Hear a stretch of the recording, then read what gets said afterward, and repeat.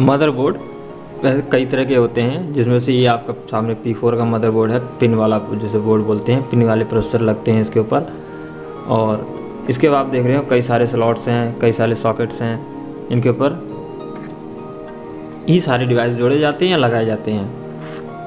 सबसे पहले ये हम इसके ऊपर देख रहे हो 845 मदरबोर्ड है, ये 845 गीगाबाइट का, ठीक है, 845 GVM RZ ये मॉडल है मदरबोर्ड का मॉडल होता है। इससे हम पहचान सकते हैं कौन सा मदरबोर्ड है।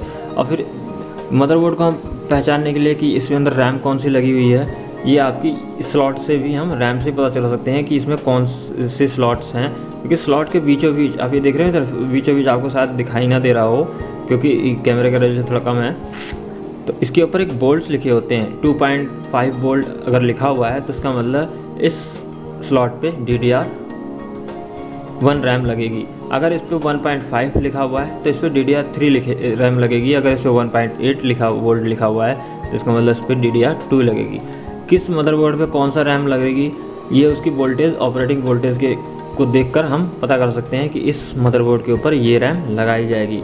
तो इस सबसे आसान तरीका है, अगर आपके पास रैम नहीं है, कोई मदरबोर्ड है, तो आप इस स्लॉट के ऊपर जो बीचों बीच आप देख थोड़ा खाली जगह दिख रहा है आपको, अगर आप देख पा रहे हो तो इसके ऊपर लिखा होता है यहाँ पर रैम, मतलब स्लॉट के ऊपर बिल्कुल प्रिंट होगा प्लास्टिक का ही, वैसा कलर प्रिंट नहीं होता है, सिर्फ प्लास्टिक में ही बोल्ट्स लिखे होंगे। आप उसे देख करके आप पता कर सकते हैं इसके ऊपर कौन सा रैम लगी हुई है। तो इसके ऊपर 2.5 वोल्ट का ये इसमें ऑपरेटिंग वोल्ट है, मतलब 2.5 वोल्ट पे आपका वोल्ट पे रैम जो है चलती है, तो मतलब DDR1 रैम लगी हुई है। ये पिन वाला प्रोसेसर आपका पिन वाला प्रोसेसर लगा हुआ है, ठीक है। साथ साथ आपका ये इसका लॉक है, इसको हम बंद करने के लिए इसको दबाते हैं और इस साइड में देख रहे हो आप एक लॉक लगा हुआ है जिससे फंस जाता है, ऊपर को नहीं आ पाता है। इसको अगर निकालना है तो बाहर की तरफ दबा के हल्का सा और फिर हम इसे ऊपर खींचते हैं और प्रोसेसर लूज़ हो जाता है, फिर से हम इसे निकाल सकते हैं यूँ करके, ठीक है। आप इसको लगाना है तो आपको ये लगा करके आप फिर लगा सकते हैं। इसके ऊपर ये फ्रेम दिख रहा है आपको, ये फ्रेम होता है CPU के ऊपर जो CPU फ़ैन लगाया जाता है उसके लिए। इसके ऊपर लगा करके एल्युमिनियम की हीट सिंक होती है, उसके ऊपर एक फ़ैन लगा होता है और उस फैन की कनेक्टिविटी ये इस साइड में जो 3 पिन की आपको कनेक्टर दिख रहा है इसके ऊपर किया जाता है, जिससे कि जैसे ही मदरबोर्ड ऑन होता है या प्रोसेसर काम करना चालू होता है तो ये गर्म हो जाता है। उस प्रोसेसर को ठंडा करने के लिए, नॉर्मल टेम्परेचर रखने के लिए इसके ऊपर हीट सिंक लगाया जाता है और उसके ऊपर फ़ैन, जिससे वो कूलिंग करता रहता है, जिससे हमारा कंप्यूटर सही ढंग से चल जाता है। अगर ये प्रोसेसर गर्म हो जाए, यानी इसके नॉर्मल टेम्परेचर पे ना रहे, यानी इसे ठंडा नहीं रहेगा अपने जो नॉर्मल का वर्किंग टेम्परेचर है, तो हमारा कंप्यूटर हैंग होकर चलेगा। तो अगर आपका कंप्यूटर कभी हैंग चले तो आपको फ़ैन को ज़रूर देखें कि आपका कहीं फ़ैन लूज़ तो नहीं है, उसके बाद मिट्टी वगैरह तो नहीं जम गई है, उसको साफ़ सुफ करके आप लगा सकते हैं।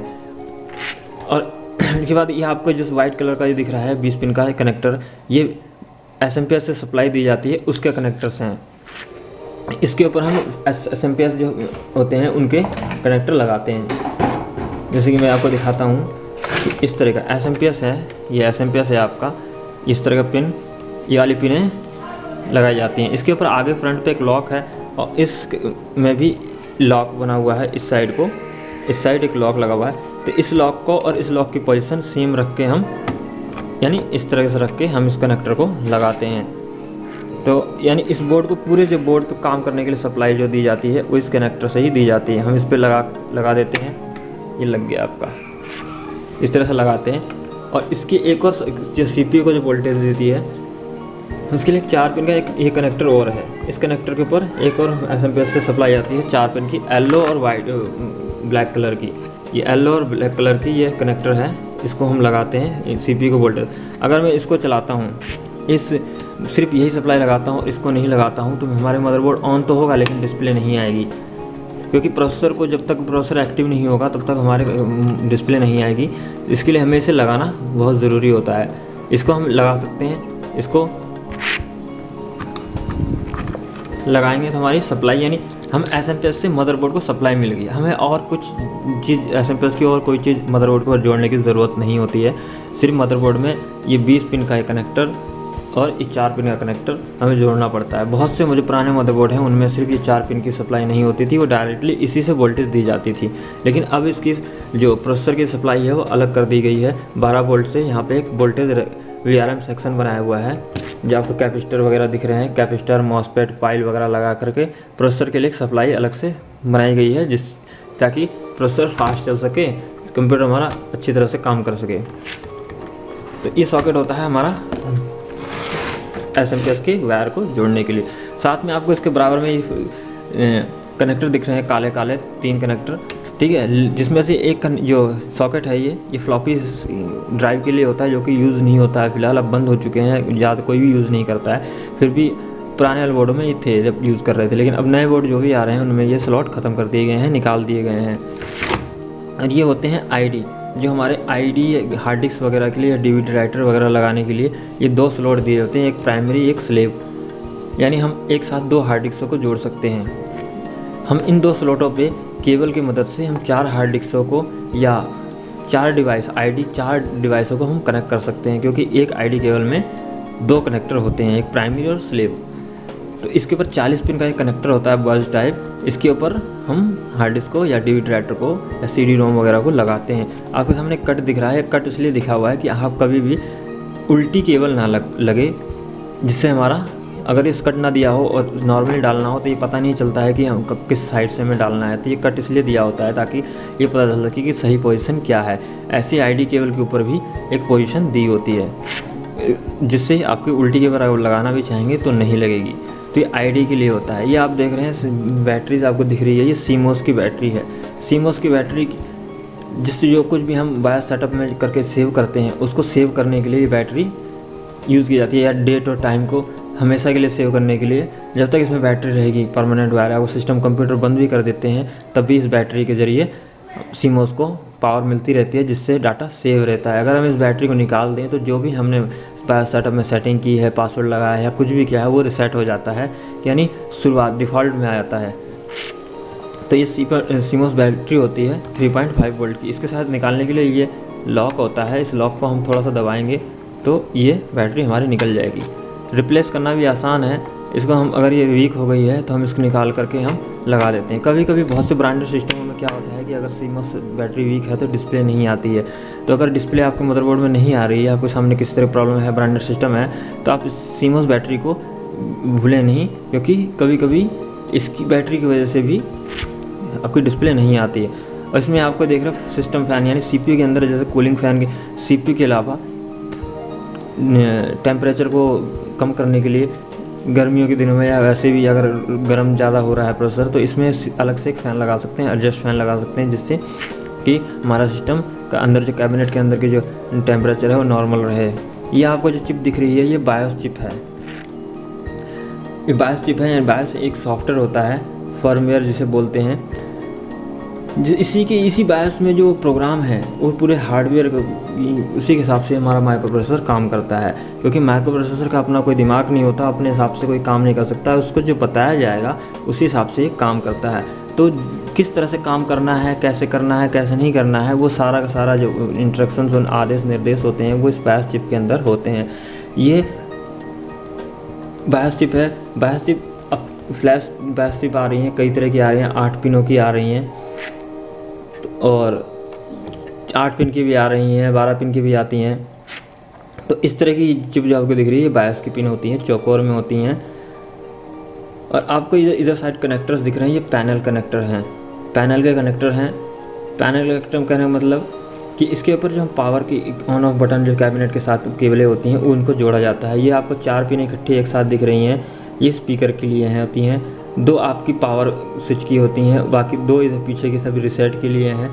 2 पावर LED जो ब्लिंक करती है, जो इंडिकेट करती है पावर LED, और ये पूरी hard disk LED, hard disk status के लिए, हार्ड डिस्क क्या मूवमेंट है, मूव कर रही है नहीं कर रही है, उसकी स्टेटस बताती है।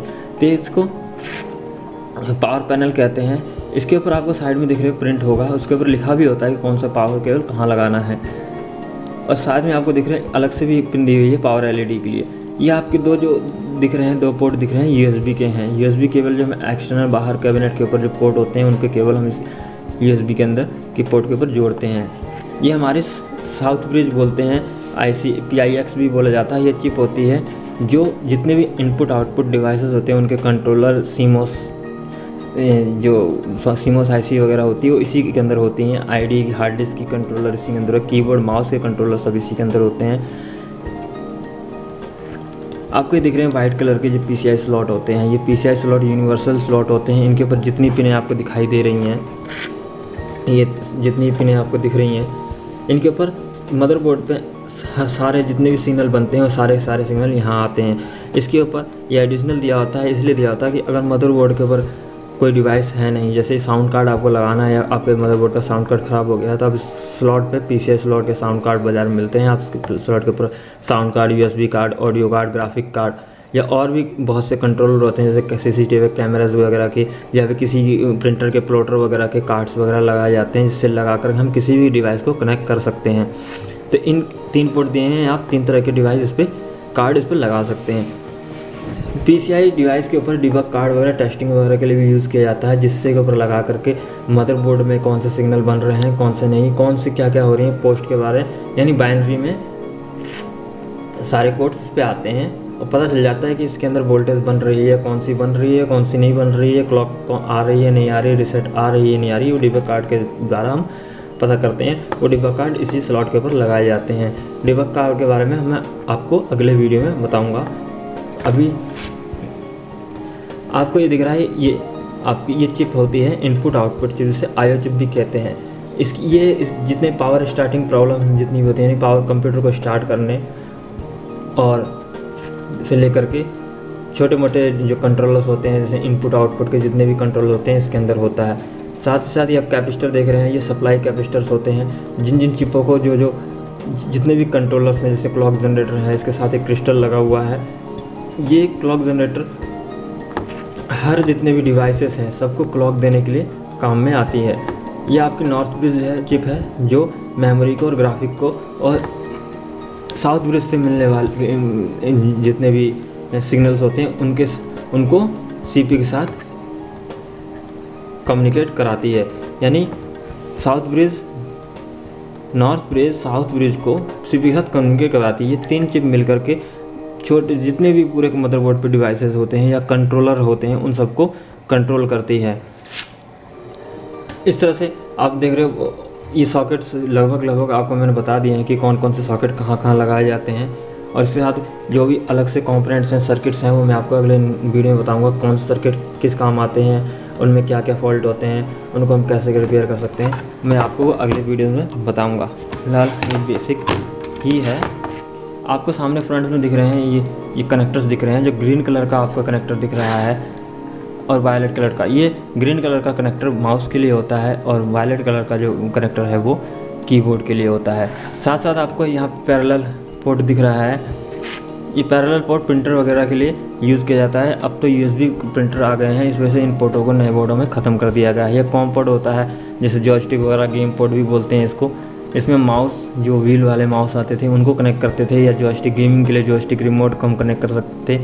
और साथ साथ इसका फ़ायदा और था कि एक और सिस्टम को हम इस पोर्ट के थ्रू कनेक्ट कर सकते थे आराम से शेयरिंग के लिए। यह आपकी डिस्प्ले के लिए होती है VGA, जिसे वीडियो ग्राफिक अडेप्टर कहते हैं। इसके मॉनिटर को की केबल इसके अंदर जोड़ी जाती है।